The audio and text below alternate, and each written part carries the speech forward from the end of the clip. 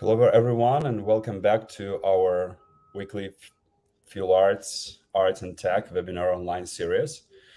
Last week we made a small interval because of the Basel Week.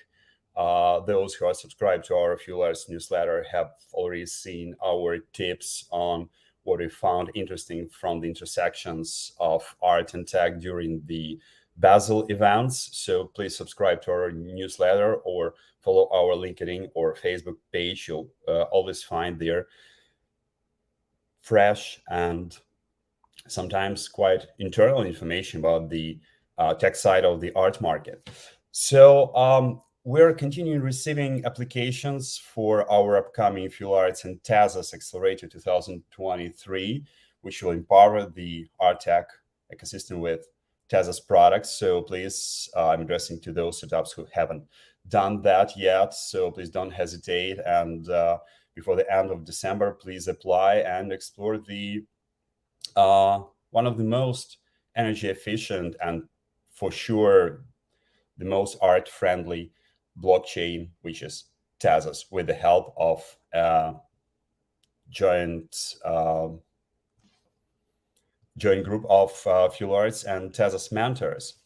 So the details are available on our website, fuelarts.com. And the sooner you apply, the more attention you will receive from our tech and due diligence team. We're continuously talking to the startups who are applying to know them better, to pick up the top 10 to move forward. Thank you. So let's get back to our webinar. You know, the Art Basel Week has shown a lot of intersections between art and tech, between brick and mortar galleries and digital art galleries. For instance, one of the most known NFT marketplaces, Maker's Place, had a brilliant booth at the Scope Art Fair.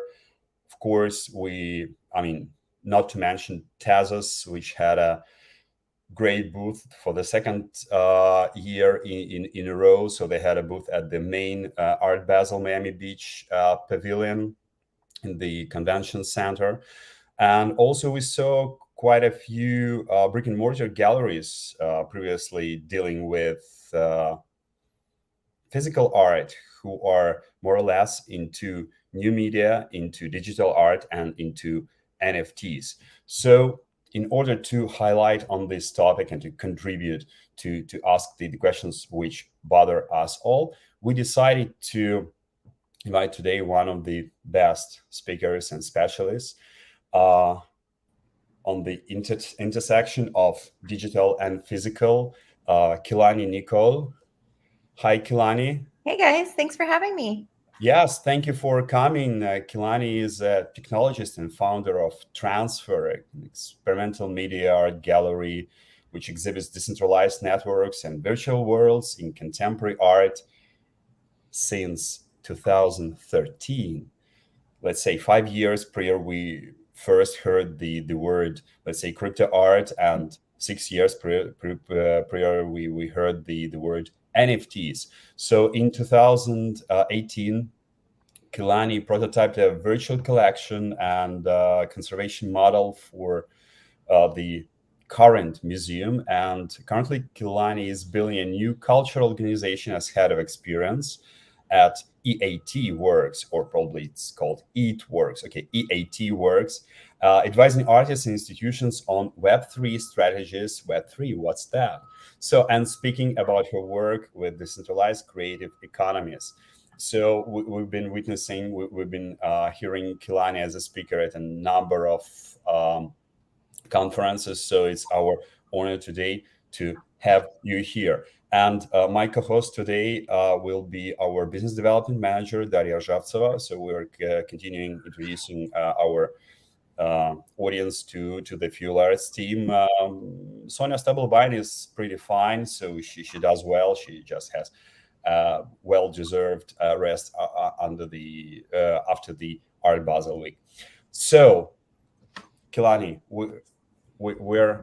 we're all with you. So the first question, I mean, as soon as we mentioned and we're surprised, yeah, decentralized networks, virtual world, and 2013. So why have you decided to launch the transfer gallery back in 2013? Let's start from the history. Yeah, for sure. If you go to the first photo of the gallery, it shows the space in Brooklyn. Here it is. It was on Metropolitan Avenue. It was brick and mortar gallery for 7 years there. And the reason I opened the gallery is that I had some experience starting to work with artists who were in the genre of net art. So I was actually previously to New York. I was based in Philly, and I was part of a curatorial collective there called Little Berlin. And I started doing studio visits, which were in the computer. I also work in tech. I've been doing that for 15 years. And at the time, I was working as a UX researcher, and I was spending a lot of time online. So as I started curating, it made sense to kind of look at art online. And what I discovered was this whole genre, this avant-garde, who was using the internet and online websites to make art. And at that time, I should say, it had a rich history before I entered in, of almost a decade of people starting as early as the 90s making work on BBs, which really resemble, our current state of using Discord for everything. Anyway, when I moved to New York, I found this amazing space, and I wanted to keep working with these artists. And my drive was really to think about solo shows. So I wanted to go deep with every artist. Yeah, please flip through a few of these and you'll see I thought of the gallery more as like a holodeck than a white cube. And so every time a show came into the space, we really transformed the space, and tried to use it almost like a stage. I had this practice, which I was thinking about in the gallery, called de-screening the artwork. So how can we move away from the screen and bring the work into the physical space of the gallery so that we can all kind of have dialogue and conversation about it? This is a piece from Lorna Mills. She compiled it actually from the work of 113 artists. It's called Ways of Something. And if we pause here, this piece I think really represents what transfer was really about. And so with the Ways of Something, that work was actually acquired by the Whitney Museum back in 2016. And it was so cool because at that point, 113 artists were then acquired into the museum. So it was one of these ideas of like decentralized practice and how the internet can actually enter into the art world in different ways. And then, yeah, you see work like this Rosa Menkman piece, where again, we're coming out of the screen and this sort of imaging technique is taking over an entire wall in the gallery. So this was my practice at Transfer for 7 years, just working one-on-one really with artists, going really deep into their practice and thinking about experimental exhibition design, bringing a lot of my thinking from the UX world into the white cube or into the gallery to kind of make it more malleable and think about how practice could work differently in the space.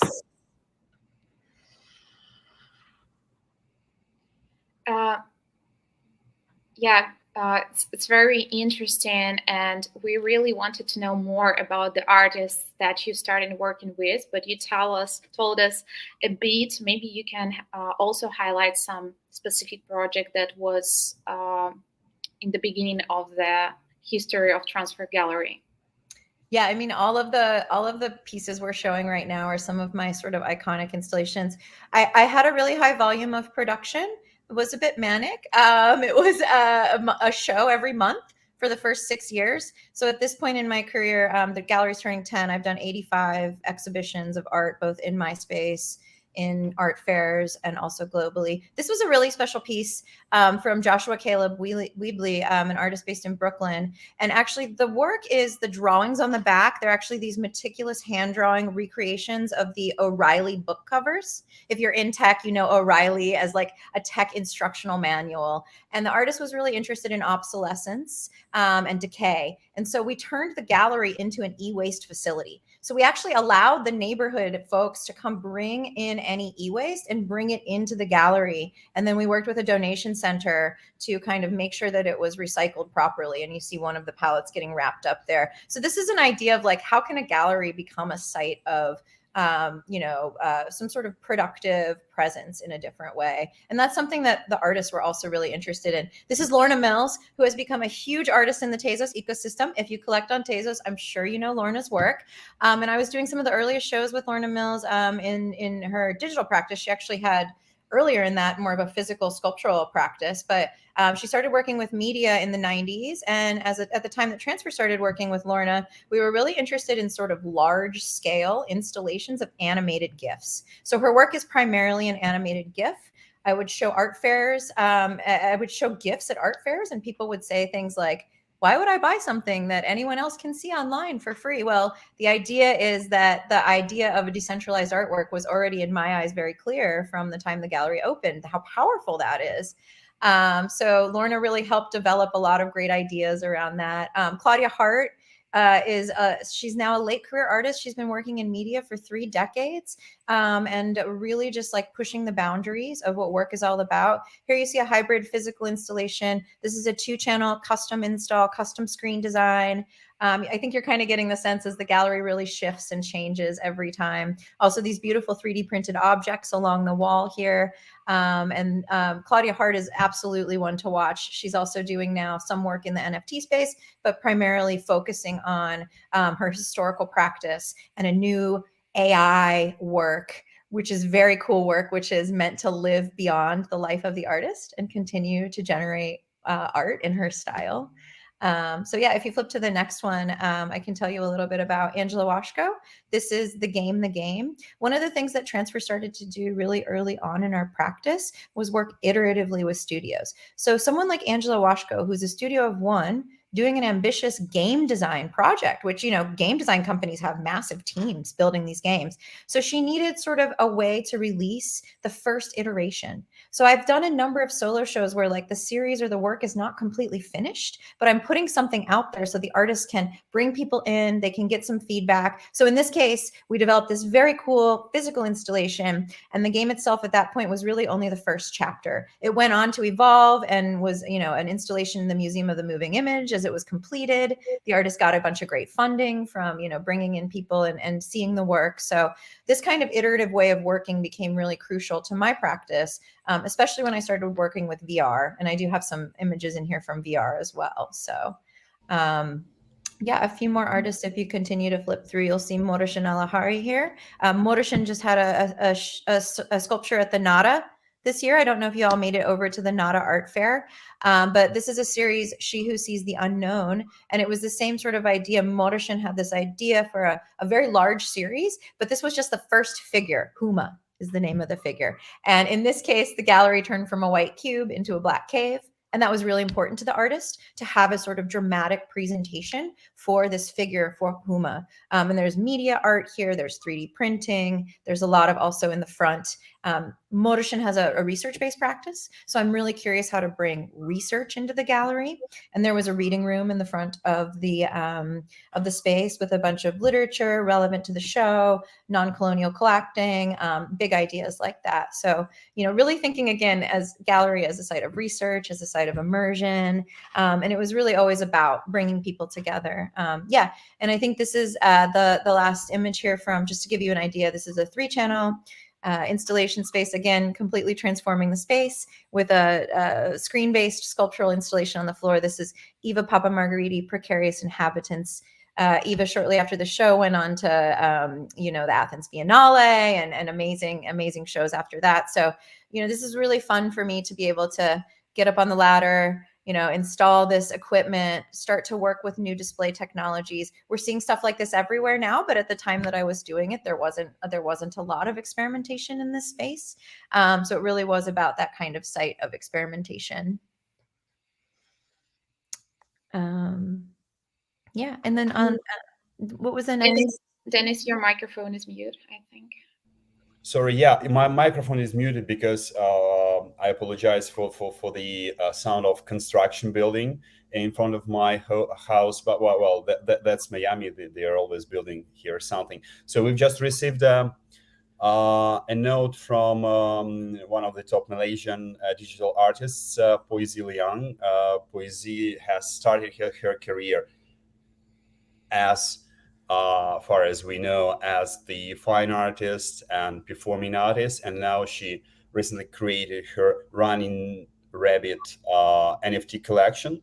So yeah, she says she shared our webinar with all the Running Rabbit holders, and I personally would be incredibly happy if you connect with Poesie, or Poesie connects you, Kelani, and you'll find a lot in common, and you'll have another brilliant digital artist in your roster. So Yeah, and another note, Phil Arts, you are the yeah. Thank you. We've heard that for several times. Well, but we're trying to be modest. Thank you so much for such speakers. Yes, that's what we would like to highlight. Thank you so much for appreciating that, and thank you, Kelani, for coming. So, our next question, let's say people are visiting your website, and there from time to time they see the words transfer download. So could you describe, please, what stands behind the term transfer download? Is that an appeal to action, or is that the name of the art show? Yeah, thanks for the great question. We can skip through the LA slides here and we'll get to the download right after that. Just a few images of what I did in my space in LA. It was a little different than my space in, yeah, there you go, perfect. So if you flip to the next slide. So the transfer download is an exhibition format that I developed in 2016 in San Francisco at the Minnesota Street Project. And when I say it's an exhibition format, it's a concept, it's an approach, it's an ethos. And it's sort of evolved over many years and traveled the world. So the idea with the transfer download is that it's a download of all of the ways that artists are working with contemporary media art. So the way that it works is you enter a room and it's always installed to address the architecture of the space. So when you walk in, you're surrounded on three sides by an artwork. There's an iPad in the room, and on the iPad is a playlist of works. And you can select a different work and the entire room changes over to be immersed in that work. So it was a way for me as a gallerist to create almost like a traveling exhibition format. And I showed all kinds of work. This is Theo Trian Fidelis you see here. It's generative moving image. It's a video game. I showed animated GIFs. I showed augmented and virtual reality. And it was always adapted for this consistent presentation format. Now, the other thing that the transfer download was about was a curatorial framework. So every time I did a different selection of works, I put a framework around it and gave the artist prompts so that you're sort of seeing the ideas as you flip between the works. It's sort of this hyper layered experience of so many different types of work. I also got to experiment with all kinds of cool technology. You see here these snorkel projectors from Epson. There are these short throw projectors. So I partnered with folks in Epson in LA when I was there starting in 2019. The transfer download also, as you saw, was here installed at Christie's at the AI Summit. Back before NFTs, AI was one of the buzzwords. Now we're back at AI, but it's been in all of these hype cycles. And I did an entire curatorial selection at Christie's Rockefeller Plaza for this AI Summit, and all of the works were poetic musings on AI. Now, the other thing about the download is that, again, it's a traveling show. It's a traveling catalog. So the works are available in different formats. And what you see installed is a sort of iteration or a different instantiation of the work. So here, if you were to acquire the Claudia Hart Empire work that you see in the download and display it in your home, it's a lovely shelf with these 3 monitors, and it can loop and play, because probably not everyone is going to have like a floor to ceiling 3-channel installation in their home. I mean, I do. I would live with one. I have a mini in-home version right now actually set up.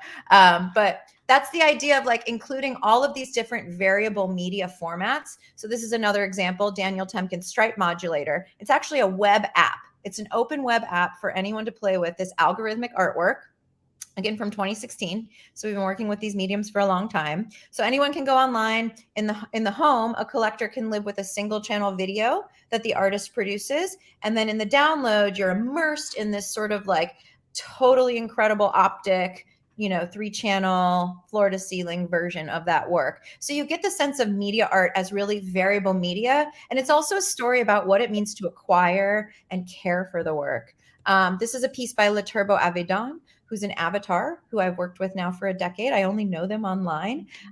Side note, Le Turbo Avedon and I did a show in 2013, the first year of the gallery. And we actually sold art in Bitcoin in 2013 because Le Turbo Avedon is a virtual artist. So it made sense to sell her work as a speculative virtual currency. So we had a Mount Gox button on our website, and we had a number of editions available priced in Bitcoin. And she was already thinking about the future moment we're in right now. And an artist like this, I think, has been so seminal in thinking and sort of seeing what's coming next, right? This prescient vision of the future. God, I wish I had held my bag because I would be on a yacht right now. But yeah, La Turbo was in it so early. And it's one of those practices, I just want to say, on La Turbo that sort of defies a lot of the NFT market mechanics because it is slower. It's more about contemplation and ideas. But this is an artist who's like so crucial. And then just one more point on the download before we wrap on this point. If you go back up, yeah, virtual reality. So the download also included VR. So the artist in this case is Rosa Menkman. The actual artwork itself is a virtual reality artwork. You acquire the software and hardware to see the work. You also, as a collector, get the single channel video. So it's super easy to play in your home. Maybe you don't want to set up the VR, you just put on the video. And then for the download, Rosa exported a 3-channel. Again, you're immersed fully in this piece from floor to ceiling. Yeah, and then I guess we can talk a little bit about the virtual reality work as well. Actually, yeah, we have one more comment. Actually, we can talk about VR, but first of all, I wanted to ask you a short question because we have talked that Transfer Gallery was launched in 2013, quite a long time ago.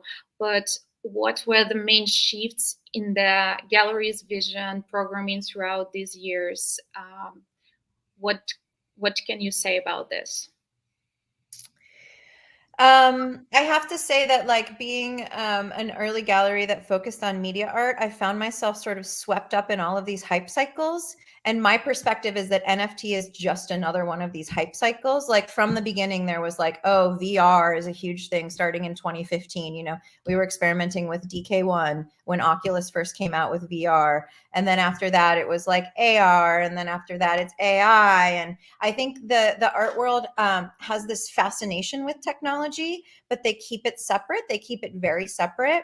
And that's really changed in the last 2 years because they have no choice now, right? Like after finance, art was the very first industry that was disrupted by Web3, right? And every other industry will follow, but art was literally the very first. So the art world kind of had to finally reckon with it. And it's been a bit of a mess. But for my practice as a gallery, I've always been focused on really trying to undo a lot of the systemic failures in the art world. I never ran my gallery like a gallery. It presented like a gallery, but the way it ran was on a cooperative structure. Like really all of the artists gave to each other to make the thing work. I also worked full time in tech to sort of fund the gallery, and I bootstrapped everything because there just was no market for this stuff, right? For most of the gallery's history, I made very important sales to institutions, to those dedicated collections of media art, like the Toma Foundation, early collector of the gallery, just like iconic collections who really invest in this. But there weren't a lot of buyers. And there certainly weren't any people who understood this kind of cultural phenomenon of owning a decentralized art object. So I would say that my trajectory, as I've shifted through these different hype cycles, I have moved much more away from sort of primary market sales and considerations to thinking about conservation, longevity, and preservation of these practices, which were so early on to this moment we're now all in. So as I think about the future of transfer, and we're turning 10 this year in 2023, so it's a huge milestone. I haven't had a physical space since the pandemic, but what I'm looking to do at the gallery now is to fight the kind of grow or go urge that galleries have, right? You either grow or you go, you become obsolete. And I'm going to pause my programming. And instead of moving forward with new shows, I'm going to look back over 10 years and I'm going to restage a lot of my historic exhibitions that you're kind of seeing in this presentation. Because again, there just wasn't, there wasn't a zeitgeist. There wasn't, such a popular consciousness for this kind of stuff. So a lot of it wasn't seen, and a lot of it I still feel is sort of beyond what we're seeing in this current marketplace. Like the ideas are just more mature, more developed as these artists have been practicing for decades. So yeah, it's been a long, strange evolution. So thank you for the great question. Thank you, Kelani. Yeah, we received another note, another comment from one of the opinion leaders in Web3. Thank you, Ryan, for appreciating our efforts. Yeah, but these are compliments for Kelani, first of all. Thank you again. Kelani, as soon as Fuel Arts deals with startups, and startups are, let's say, business entities focusing on success, and which is not impossible which isn't possible without a competitive ecosystem. So please forgive us for the next question, but we have to ask it. So let's say, what makes Transfer Gallery different from other galleries in your competitive ecosystem? I mean, other galleries focusing on media art. It seems to me that you've started responding to this question. I mean, responding to the previous one, but could you please define it more precisely? Yeah, again, I think I've been focusing on more of a cooperative model for media art or for galleries in general. And again, it was based on these prescient visions of the future from the studios. I was trying to respond and shape my practice as a gallerist around the ways the studios were working, which was open, massively decentralized, online, transparent, cooperative, collaborative, all of these ideas. So what happened at Transfer was never commercially driven. And that was a very sort of privileged position for me to be in because of the way that I was able to work full time and invest in areas that I cared about. So I always had this sort of autonomy from the economy of the art world. Like I didn't have to make the same compromises I saw a lot of my peers making, right? Because you need to make a show to sell, to pay your rent. Well, that's not how I did it. I was investing and I was leaning in heavy on that. Very early on, I also started collecting works from my artists and building a collection, understanding that, I knew this would hit someday. I thought it would probably be like 20 years, not 10 years. And I definitely didn't think it would be so stupid when the moment arrived, but here we are with NFTs. But I knew that this was like a long-term investment for me. So I always had a relationship of longevity to what I was doing. And again, really rejected a lot of how primary market sales work in the gallery. And I think what happened is that it gave artists an ability to work and do things in a little bit more of an experimental way than the kinds of constraints a gallery would have. The other thing I think that's a really big differentiator is just my position in the tech world and my understanding of all these tools and technologies, my access to the resources. I was really embedded within that world. These practices, these artworks, it's a dance with technology, right? Like whatever Oculus puts out there, those are the constraints the artist has to push against. So having, my hands in the software development side of things and bringing that as an asset and a resource to the studio, and the ways of working that we work in software, which is, iterative, thinking about agile methodologies, setting up repositories for artworks as they're developing. Like these were skill sets that were sort of innate to the way that I was working professionally already. And it was very natural for me to bring that into the gallery. It's not the case for many of the great galleries working with media art. So yeah, I think those are some of my other my differentiators. And then I wasn't super explicit about it at the time, but I was sort of 5 years into my programming, and I was looking at the gender disparity in my programming, and I noticed that I actually was showing more men than women, and I was quite shocked. So I just stopped all that and moved forward for a period of 3 years where I was only showing work from women, femmes, non-binary folks who were like exploring new ideas about identity in particular. So it became sort of like an incubation moment for this sort of generation of women who were refiguring technology. And that's a term from Morrishan Alahari, who's really thinking about subversive uses of technology. And it became kind of a way to, explore a softer side of, the hard, cold, male-driven world of the tech industry. Thank you, Kelani. Sorry, before Daria asks her question, I should admit that we've just set, in my opinion, the world record, because only on the 27th minute of the webinar devoted to art in Web3, you used the word NFT for the first time. So that's definitely a world record, and it seems to me that it's time to move from the story and this model of your gallery to NFTs. If I'm not mistaken, Daria's question was about it. Yeah, it's a quite general question actually, but it's always interesting to hear the opinion of key players of the market. Like, I'm really curious to know what was your first initial take on NFTs. So if you go down, there's a little section on NFTs. You can bring up some other visuals. I think it might be nice while we're talking. Originally when the pandemic hit, it was quite a moment for Transfer Gallery because all of a sudden every gallery was closed, and then all the press wanted to write about Transfer Gallery because we had been doing this kind of like virtual thing for so long. So the gallery really started here. And I mean, I think pandemics and NFTs are the same kind of condition. So that's why I packaged the story together this way. But, when the gallery was closed, we did this installation from Faith Holland, which was live streaming Decay for a period of 6 months. And it was about loss. The artist had personal loss at the beginning of the pandemic. So it was kind of a new idea of how a gallery could work online. We also did another show on the next slide. It was called Well Now, What the Fuck? And all these artists trying to figure out what to do now. And so it was this massive online group show, and it's still online. You can go check it out, wellnow.wtf. And you can check out, you'll notice all of these artists, like, this is essentially the Tezos ecosystem, these artists here. They were all making GIFs, animated GIFs. They were doing it together. They were doing it online. And this was immediately preceding NFTs. So I personally had been in the conversation about NFTs for a very long time. On the professional side, I did a UX engagement with Protocol Labs in 2017. So I was working with decentralized technology from the tech side for an early, and like I mentioned, following crypto and the Satoshi white paper since the very beginning. And so Transfer made a proposition called Pieces of Me at the beginning of the NFT boom.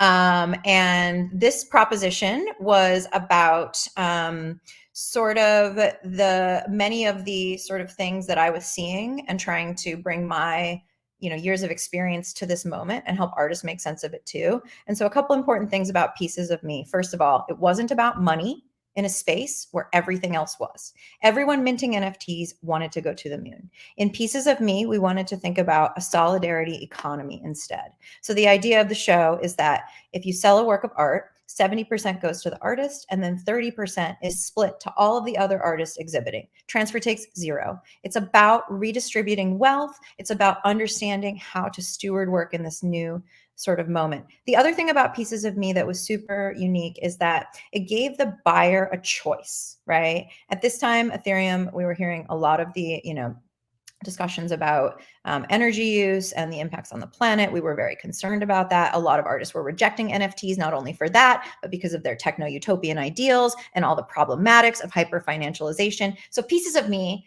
was all about bringing together artists who fully embrace NFTs and artists who completely reject NFTs. So as an artist, you had an option if you wanted to make your work available as an NFT or with the gallery's traditional certification, right? I have been selling digital works, animated GIFs, software, online websites for many years before NFT showed up. I have very rigorous certification documents. I have a process for producing an archival package for a collector, which has everything they need to ensure the value of their work over the long run. So when NFT showed up with a smart contract with 3 data fields, it was sort of like a very stupid alternative in my mind. Like, this is not a rigorous contract based on the types of things that I have been producing and developing for studios. So Pieces of Me was also about that. And I worked with Regina Harsani, who's a time-based media art conservator, and Harm van den Dorpel, who I'm so honored to have collaborated with through this time. He runs Left Gallery. He's also an artist. Left.gallery was sort of the very first sort of online place to buy traditional, like what we think of as, ERC 721 NFTs. But we rethought this. And what we did is we inserted the gallery's contractual language into the metadata field on our NFTs. So even though the NFT standard wasn't sophisticated enough to handle all of the things we were specifying, we still had that along with the rights and obligations that a collector has. Because when you sell a piece of media art, a collector has certain rights and also many obligations to preserve the longevity of the work. And that includes everything from like how you display it to how you can, show images from it, what to do if, it obsolesces or needs to be updated.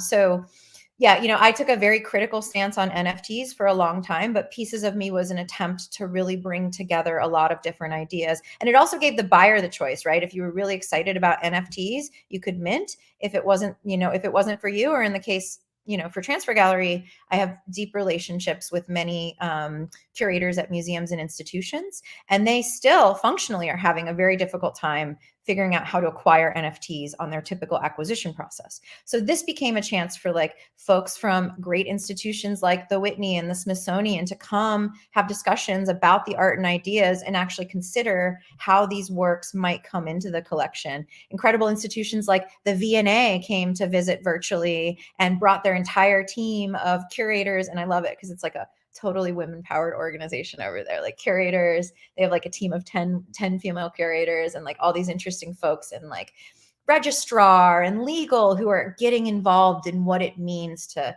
acquire and care for NFTs. So yeah, Pieces of Me, it's an online exhibition, piecesofme.online. You can still see it.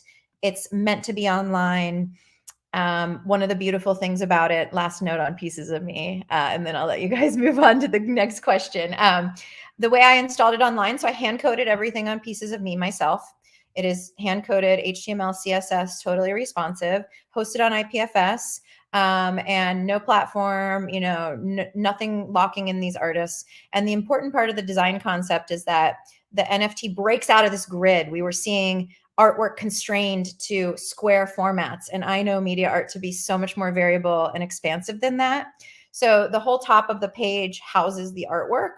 And what you can actually do is drag that over onto a monitor and go full screen. And you can just live with the work. You can try it before you buy it. You break out of that box. It's a way to also talk about what it means to install and dwell with media art. So I was encouraging people to kind of think about their browser as a space of installation and get away from these like screen companies and these platforms and everything that's kind of trying to put constraints around the work, and think about it more being expansive and open.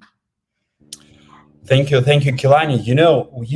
You've mentioned curators, so let's dive deeper into the academic approach towards appreciating NFTs. It's very important because museums have to know how the media art is connected with the history of art. Otherwise, at least some of the museums, it will be difficult for them to convince their board to purchase the appropriate artworks into their collection. And in this connection, I remember that several days ago at the Art Basel Miami Beach, during the Tezos conversations, the top curator of the art world, Hans-Ulrich Obrist, so he suggested seeing generative art, NFT generative art, as an extension of kinetic art of the 1970s, which is good because he just drew a curatorial line between the generations, so merging the two worlds together, brick and mortar, let's say physical art and digital. So, and also we shouldn't forget that the current new appointed CEO of Art Basel, Noah Gorovitz, his first book was also, half of the book was devoted to media art and its, let's say, sales and perspectives. So do you believe digital art and NFTs have earlier roots in art history than kinetic art of the 70s? Let's argue with Hans-Ulrich Obrist. Yeah, it absolutely goes. I mean, the whole history of art is an arc, and so it goes back much further than that. And this is maybe a good chance to start to talk about the EAT works towards the bottom of this presentation. And I would point more towards a curator like Christiana Paul or Tina Rivers Ryan, if you want to think about the real depth of getting back even earlier before kinetic art. And EAT Works, for example, comes out of this tradition, which I think can be traced way back to the Bauhaus, for example, when artists start working with the means of production or commercial distribution as a part of their practice. If you read Bauhaus and what they were interested in, it's so similar to what we're thinking about with NFTs, as far as like reaching new audiences, art becoming an everyday kind of thing. This idea has been in the ethos and the history of art for a very, very long time. And I firmly believe that net art, which, is the more modern version of this, none of NFTs would have been possible without these early internet artists from the 90s on. But just a little bit of background on EAT works. For those of you who don't know, the Experiments in Art and Technology, and it is said EAT, not EAT. The Experiments in Art and Technology is from the 1960s. So here you see artists Robert Rauschenberg and engineer Billy Kluver. They had this radical idea that artists and engineers could work together to bring about new possibilities for humanity, new ideas into the world, right? And of course, EAT, as I mentioned, sort of stems from this tradition of Bauhaus, what was happening at Black Mountain College, and now sort of emerges in the 60s as this experimental playground. And what EAT was really all about in the beginning was about matchmaking and how you can put together different kinds of skill sets to bring new possibilities into the world. So at EAT Works, what we're doing is kind of working in that history. We're so honored to be sort of in conversation and dialogue with Julie Martin, who's one of the, she was the editor of EAT. They had a great journal that was a part of what they were doing in the 60s through, today. And she's been really guiding us as we think about how we can bring a lot of this history into the future and into view right now, because I think that, from the 60s when this early experimentation was starting to now, that history has really been underrepresented and misunderstood. And a lot of it is because the traditional institutions of the art world were not malleable and flexible enough to understand and really incorporate some of these challenging practices. And in fact, the Experiments in Art and Technology was really considered at its time a failure by many in the art world, even though it involved these iconic artists and created these innovations that literally have fueled us to this moment, right? So we're really leaning into that. We're thinking about failure. We're thinking about the points of failure and how to move it forward. This was our first Salon event during NFT NYC this year. It was so much fun. We had these monitors around the room, and we invited curators to put together work in progress from artists who had really ambitious works that they needed engineering or sort of different kind of expertise to help them bring into the world. So we invited a bunch of engineers. The location is BetaWorks. For those of you that don't know, BetaWorks is a VC company in New York City. EAT Works is sort of a part of BetaWorks as they explore Web3. So we're very lucky to use their event space to bring together people. We had a live printing from John F. Simon Jr. You see here in the bottom corner. We were so honored to collaborate with EAI, which is the Electronic Arts Intermix. If anyone does not know eai.org, they have been around since the 60s also. They came shortly after Experiments in Art and Technology, and they are doing online distribution, and before that, film-based distribution of artists who are working in media art. They're also an archive. They're also caring for these works. So the founder of EAI was one of these visionary figures who was thinking about how art and television could reach new audiences, right? So these ideas occur over and over again, way from Bauhaus to today, about what it means for art to be a part of our lives and to be sort of, removed from this precious white box, context, and really reach us in the way that we experience our life. So we're all about celebrating that history in these salons. If you go on the next slide, you see like our most recent event. It was called the Porous Pluriverse. We did a fancy dinner party. We also have sort of taken some of the conference rooms at BetaWorks and transformed them into installation spaces. So on the next slide, you'll see some of our viewing rooms. So we're thinking about works in progress and how to make ambitious works in progress happen. And the best way to support a studio to realize a new work in progress is to buy art. So we have started to consign works from galleries. We're working with Postmasters. They have this beautiful Lovid, which you see in the top right corner here, which is available for acquisition. We're also loaning works directly from studios. We have 3D printed works. We have video games. We also, we're supporting this amazing performance from an artist, Lauren Lee McCarthy.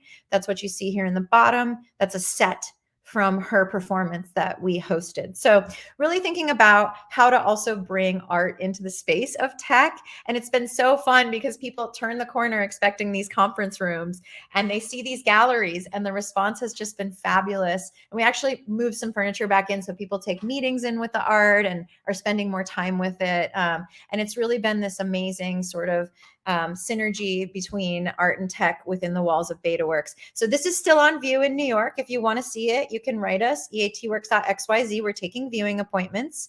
And we're also having one more event, which maybe I can do a plug for on the next slide. It's coming up on December 13th, so next Tuesday. And it's the last event in this salon series called the Porous Pluriverse. We're so excited to have David Sally in conversation with the engineer that he's been working with to create a new AI-driven artwork. We're also going to be showing the work in progress we've developing. And the part of the studio, the sort of salon idea is to open the studio.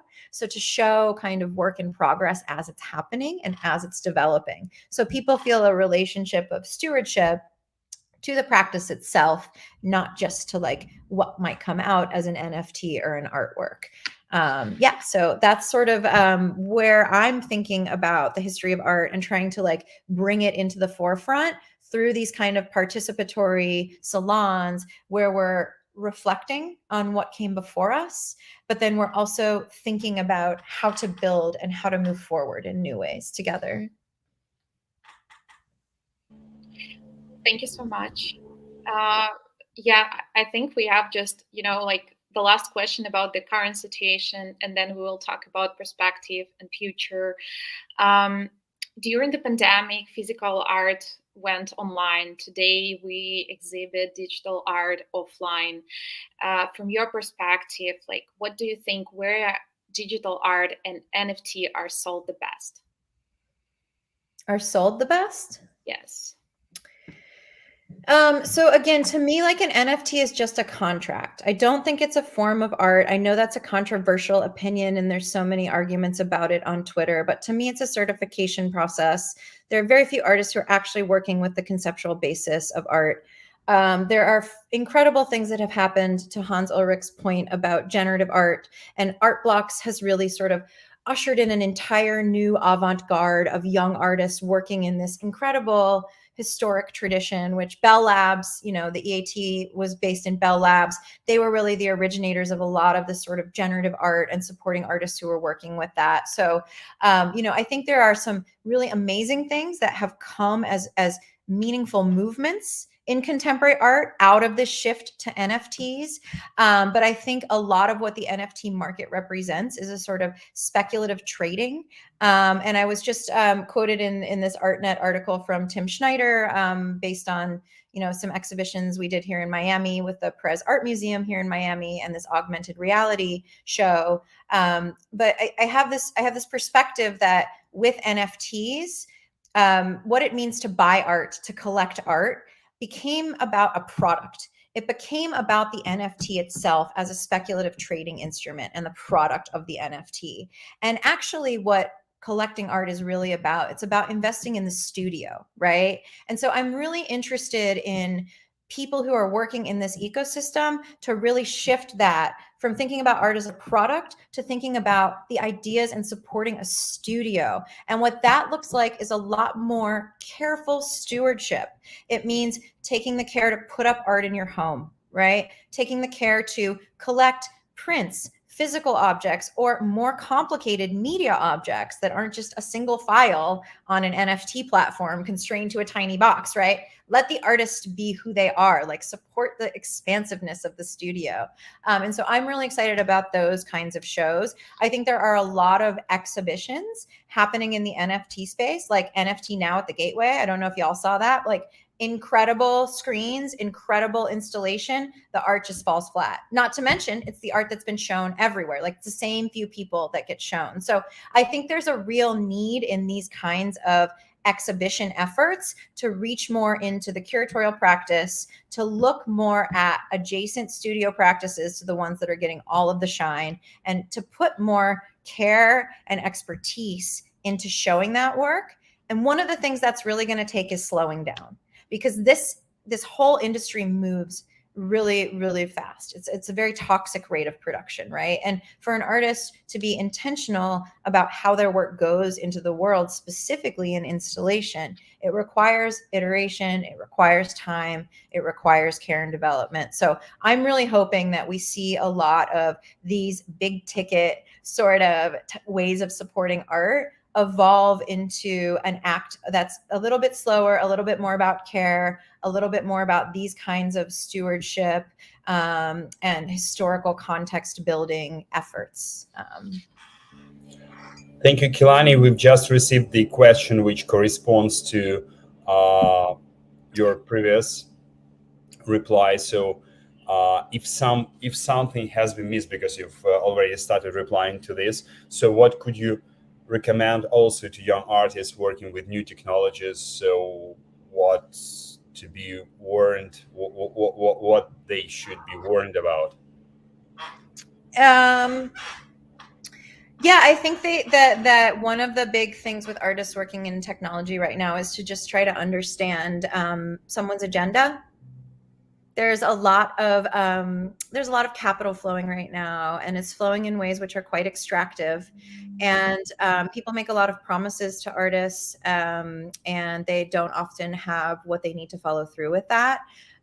So I think that what I would recommend to artists working with technology is to slow way down, to try to build relationships, to try to find other artists who are working with similar tools and ideas as yourself, and try to form relationships with those artists first and foremost. Ask them about their experiences, where they had good experiences, where they didn't have good experiences. And that's really the best way to learn. I also think that one thing for artists working with new technologies to be warned about is to just think about when you pick up a new tool or a technology, understand the constraints it presents you and use those constraints creatively. Be aware of them. Don't get trapped into an ecosystem.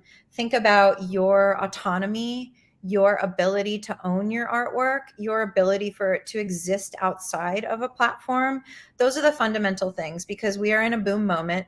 We are in the MySpace days of NFTs, or the MySpace of Web3, and this is going to look really, really different. It already does from 2 years ago and in 3 years. And that's your work. That's going to be your work forever, no matter how much the tech changes. So think about your autonomy as you work with new tools and technologies. Thank you, Kelani. During Art Basel, we had a lot of course, we were witnessing and listening to the panelists at the conversations, but there have been a lot of private talks and even argues in the collectors lounge and around Miami between the representatives of the art market and digital art market in particular. So one of the most popular questions which was raised there was like, do you believe that art market is steadily going into Web3, or is that just a misleading scenario for of art and tech aficionados? So they believe the art market is going into Web3, but it's still in Web2. And let's say to say that we're successfully moving to Web3, we should, let's say, master art and tech in Web2, which still needs some improvements, and only then we can move. So what's your opinion on them, on that subject? So are we going to Web3 directly with art? Yeah, I think that, again, my perspective overall is that art was one of the first industries disrupted by Web3 after finance. We haven't really seen a large scale disruption of an industry. I think that what we mean when we say Web3 is a really important question, because, it's not often said, specifically in the VIP lounge at Art Basel, but the art market is it's a wealth class industry, right? Like, it's only accessible to the extremely wealthy people. And I think that why Web3 has been so disruptive is because decentralized economies purport to be not about that. I think we still see large centralizations, and Tezos is as much of a hegemony as Art Basel is. But there are ideas that decentralized communities can redistribute wealth. They can think about new forms of wealth in different ways. So I actually think that the legacy art market and what Web3 represents are just completely incompatible.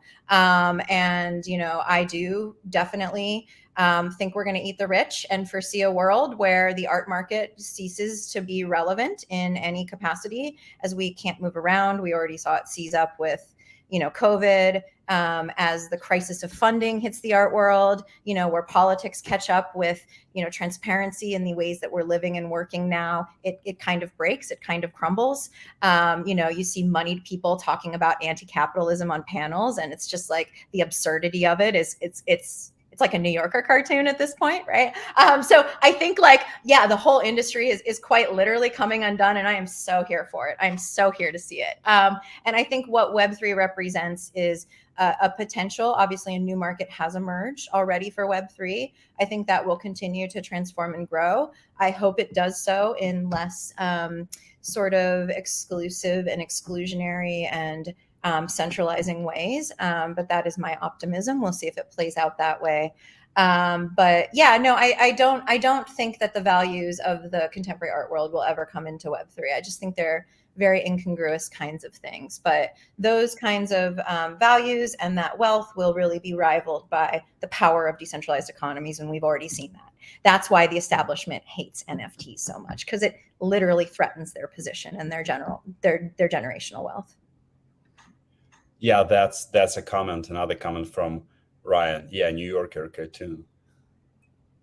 So thank you, Ryan. Before Daria asks Kelani our last question, so just make a small break and thank you. Read the impression from the Streaming Museum, our frequent listeners and viewers. Yeah, we agree entirely with what they say. So, Daria.